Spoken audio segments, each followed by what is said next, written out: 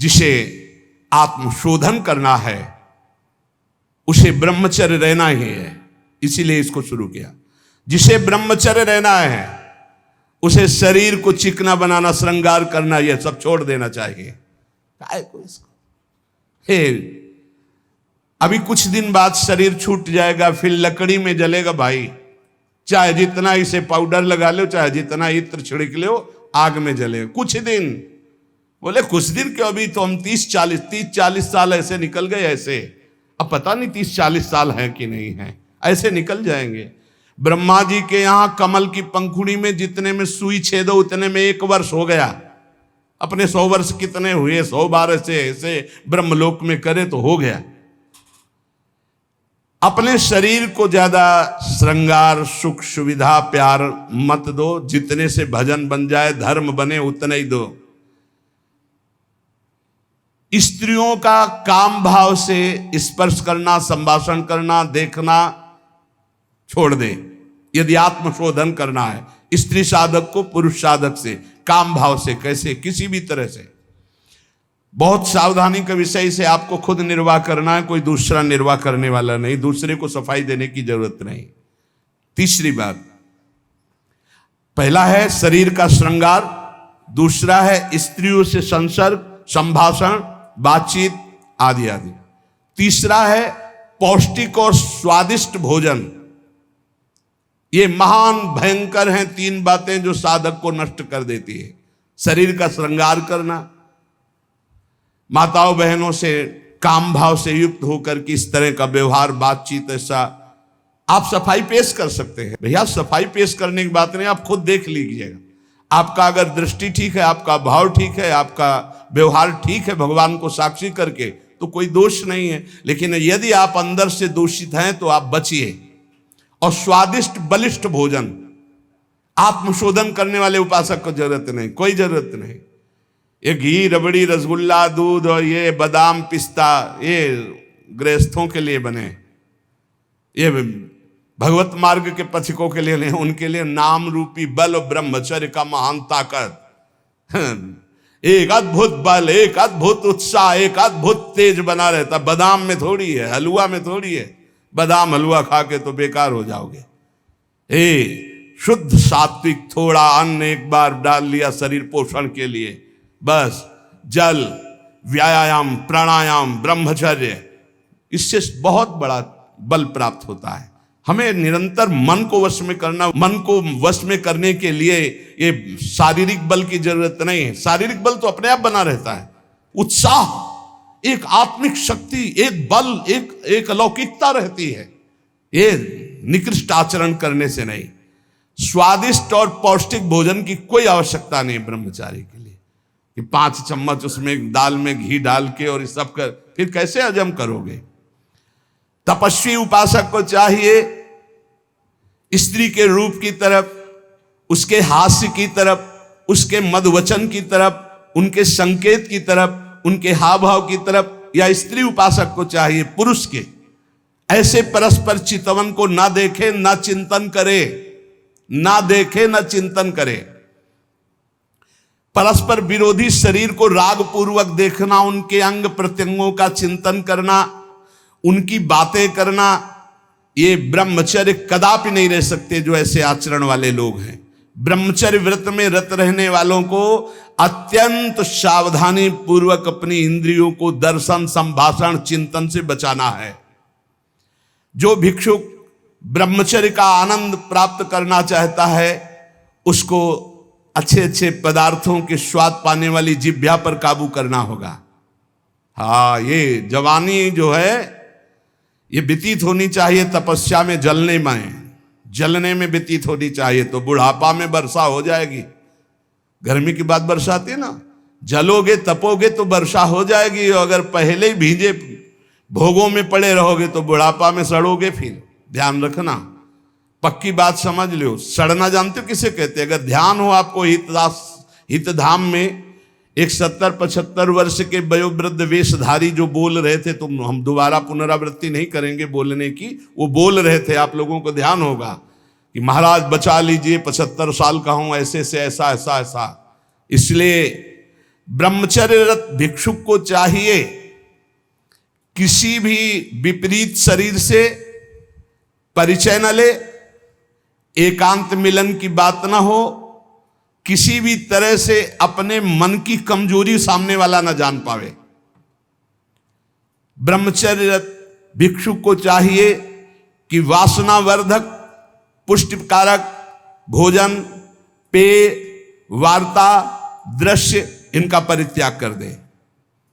जैसे बहुत ज्यादा ईंधन हो तो अग्नि उतनी ही ज्यादा बढ़ेगी, ऐसे जितना पौष्टिक आहार करोगे उतने काबाग्नि बढ़ेगी।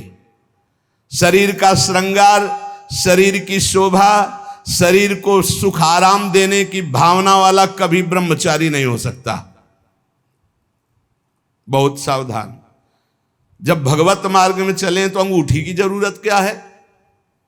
जब भगवत मार्ग में चले हैं तो किसी भी तरह के आभूषण की जरूरत क्या है? भगवत मार्ग में चले तो कंघा की जरूरत क्या है? भगवत मार्ग में चले हैं तो चिकनाहट लगाने की जरूरत क्या है? सजाने की जरूरत क्या है? वैसे ही तेजों में सजे रहोगे। दो ही प्रकार से भगवत मार्ग में रहने वालों की पद्धति है, या तो पूरे बाल मुड़वा दे या पूरे बाल रखे रखे।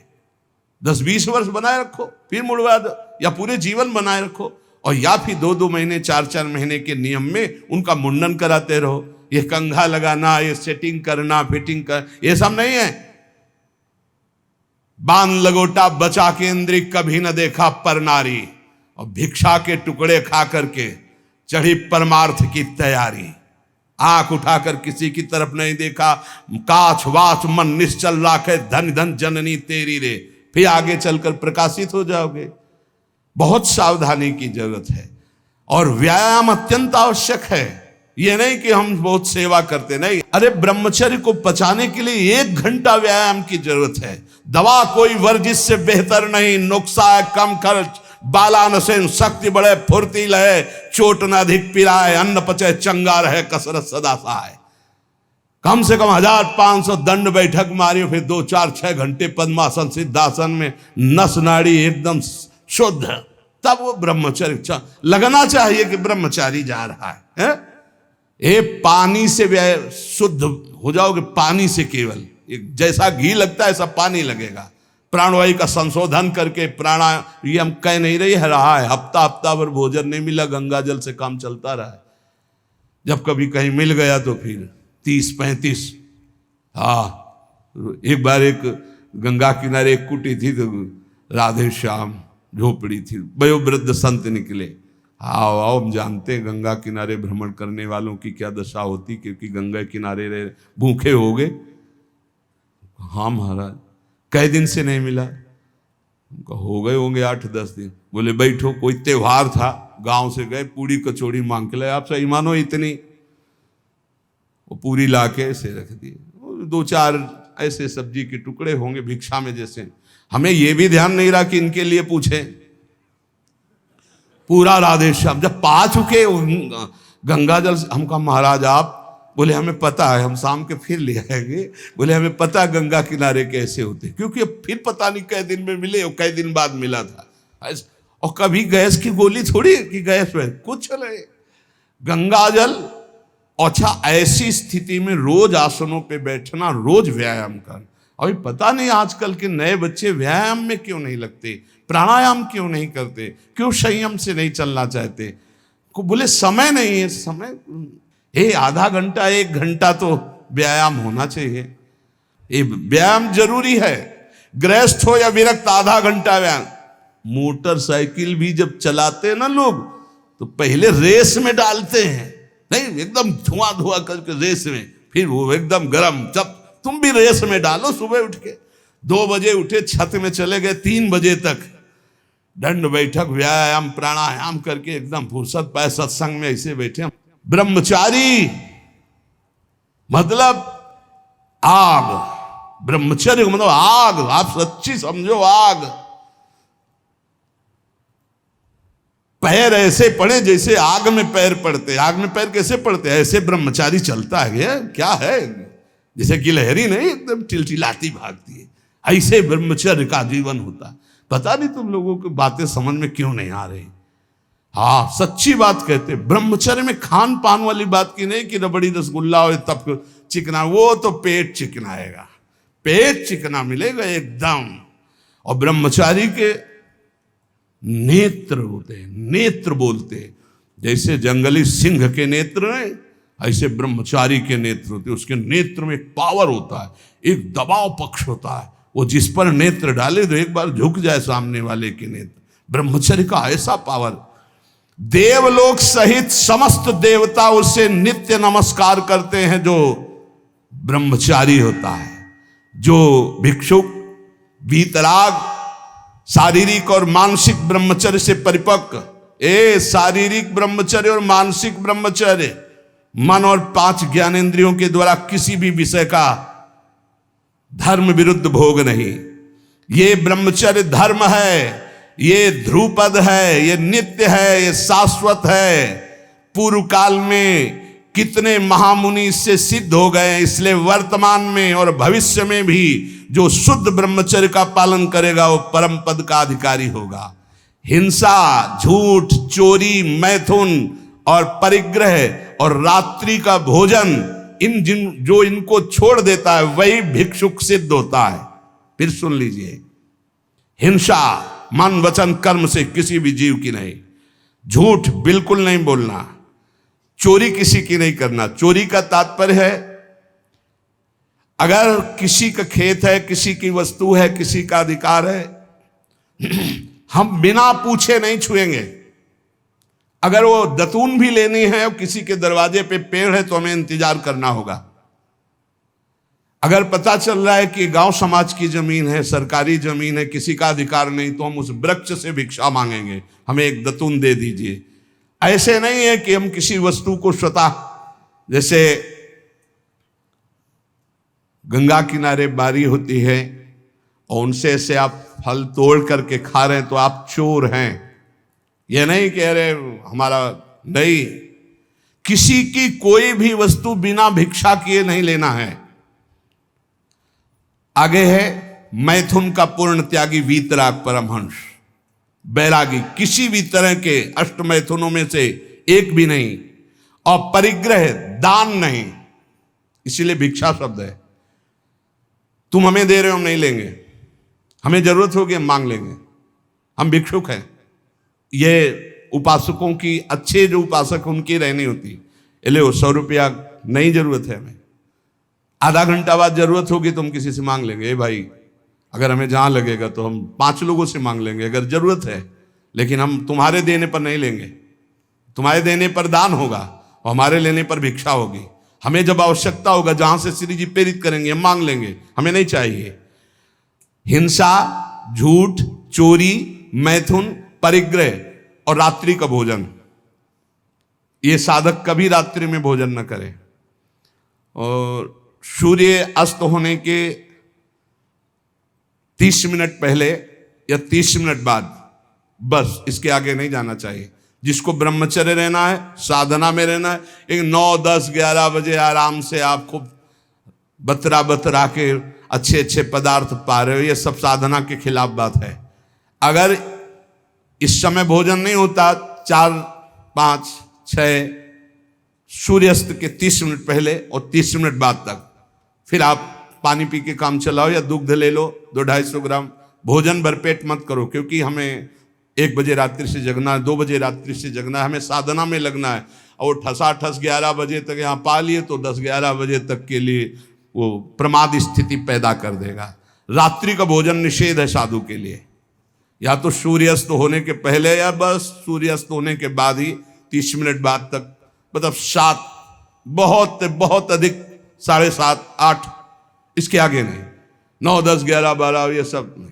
गृहस्थों की बात अलग। वीतराग परमहंसों का हमने स्वभाव देखा है, सूर्यास्त होते होते जो कुछ, बस फिर इसके बाद शांत। ये रात्रि का भोजन तो एकदम निषेध है, 8 के बाद तो पाना ही नहीं चाहिए। ये नियम बना लो, क्योंकि अपनी दिनचर्या में या तो ऐसा कुछ विधान करो, हमें लगता हो जाता होगा सर, हाँ ये मतलब ये सावधानी की जरूरत, इसमें मना किया गया है। और ये वैसे भी अपनी दिनचर्या में नहीं बन पाएगा। रात्रि के 12:30-1 बजे जगना है, और आपने 9, 10, 11 बजे दबा के पा लिया तो कैसे जग पाओगे, फिर नहीं चल पाओगे। ये 5 कारण होने पर, उपदेश मिलने पर भी वो अपने जीवन में नहीं उतार पाता है। अभिमानी होने से, क्रोधी होने से, प्रमादी होने से, असाध्य रोगी होने से या भोगी होने से। ये 5 दोष होने के कारण गुरुजनों के उपदेश अपने जीवन में नहीं उतार सकता। अभिमानी होने से, क्रोधी होने से, प्रमादी होने से, असाध्य रोगी होने से या भोगी होने से। जो ब्रह्मचर्य नहीं रह पा रहा है, जो भोगी है, वो गुरु के उपदेश नहीं धारण कर सकता। जो असाध्य रोगी है वो बेचारा असमर्थ है, और जो प्रमादी है वो नहीं, और जो क्रोधी है वो नहीं, और जो अभिमानी है वो नहीं। जो गुरु की आज्ञा का पालन करता है, उनके इशारों को समझता है, उनकी आज्ञा में अपने प्राण समर्पित किए हैं, उसके अंदर संपूर्ण भागवतिक सद्गुण प्रकाशित हो जाते हैं। इसलिए उद्धत ना हो, नम्र रहो, चपल ना हो, शांति स्थिर रहो, मायावी मत बनो, सरल रहो, कोई नौटंकी नाटक नहीं, कौतूहली मत बनो, गंभीर रहो, किसी का तिरस्कार मत करो, सबको सम्मान दो, किसी से क्रोध वार्ता मत करो, क्षमा करो, अपने मित्रता का व्यवहार सुरक्षित रखो, शास्त्र का अध्ययन करो, पर शास्त्र के ज्ञान का घमंड मत करो। कोई भी तुम्हारे पर क्रोध करे, अप्रिय व्यवहार करे, तुम उसकी भलाई करो, ईश्वर से प्रार्थना करो कि उसकी बुद्धि शुद्ध हो। ऐसे उपासक को परम पद की प्राप्ति निश्चित होती है। जो श्रवण किया उसको मनन करो, आचरण में उतारो, नाम जप करो, जीवन इस जन्म में भगवान की शरण तक पहुंच ही जाए, भगवत प्राप्ति हो ही जाए पक्का। जो भी हास्य विनोद में भी सत्संग में कहते हैं वो केवल शिक्षास्पद कहते हैं। किसी का नीचा दिखाना या किसी का उपहास करना हमारा लक्ष्य नहीं, लेकिन आप उपहासपद आचरण ना करें। आप ऐसा कोई पहनावा, ऐसा कोई खान पान, ऐसा कोई नाटक ना करें जो हमारे सनातन धर्म के विरुद्ध है, जो हमारे शास्त्र के विरुद्ध है। उससे आपका पतन हो जाएगा, पक्का समझो। बहुत बड़ा प्रभाव होता है सात्विक आहार, सात्विक भेष, सात्विक चिंतन, इससे बहुत उन्नति होती है। और असात्विक आहार, असात्विक भेष, असात्विक मनमाने आचरण, इनसे बहुत पतन हो जाता है। इतना पतन हो जाता है, आप सोचो, जिन माता पिता परिवार को प्राणों से अधिक प्यार किया जाता है, बुद्धि भ्रष्ट हो जाती है, काम से पीड़ित होकर वो अपने परिवार के गले काट देता है, भाग जाता है दूसरे पुरुष के साथ या दूसरी स्त्री। ये क्या बुद्धि भ्रष्ट हो गई। जिनकी पूजा करनी चाहिए उनकी हत्या कर देते हैं, जिनको हमें शीश पर आज्ञा, उनके शीश उतार लेते हैं। ये बुद्धि भ्रष्ट हो जाती है। आप देख लो, समाज में देख लो क्या हो रहा है। इसीलिए हम अगर विनोद में भी कोई बात कहते हैं तो तुम्हारे मंगल के लिए कहते हैं। किसी को कभी कुछ चुभे, कभी कुछ कोई शब्द चुभे, उसका विचार करना वो बहुत ही कड़ुआ होगा, लेकिन आपको स्वस्थ करने लायक होगा।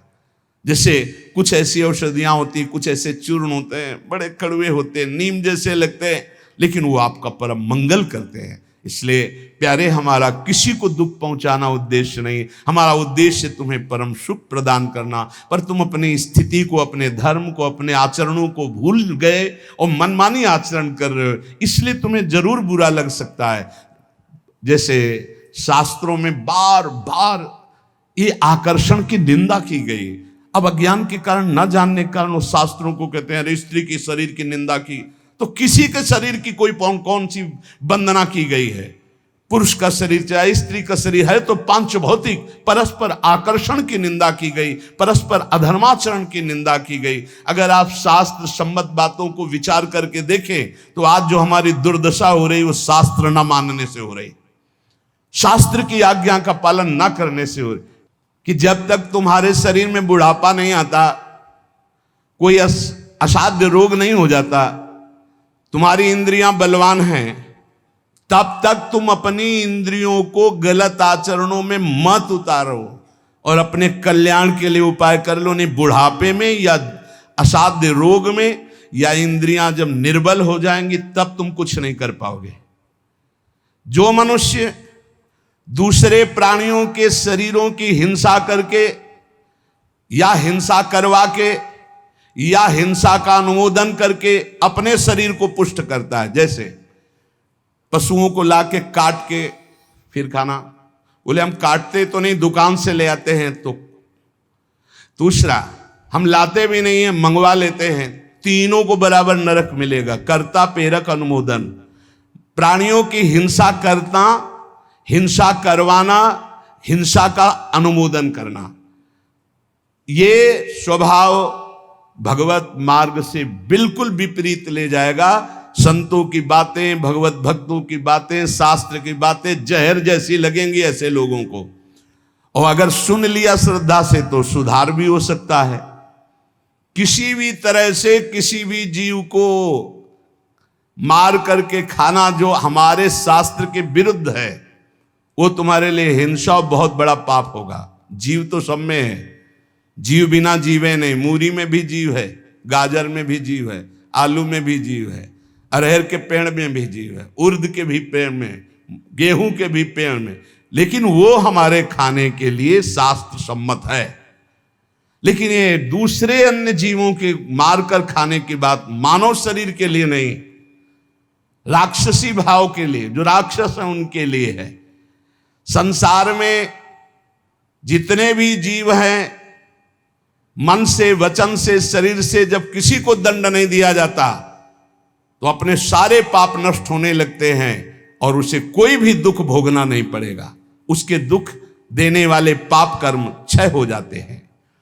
सभी जीव को चाहिए कि ये बात समझ लें, सब यहां जीना चाहते हैं, सब अपने शरीर को सुखी रखना चाहते हैं।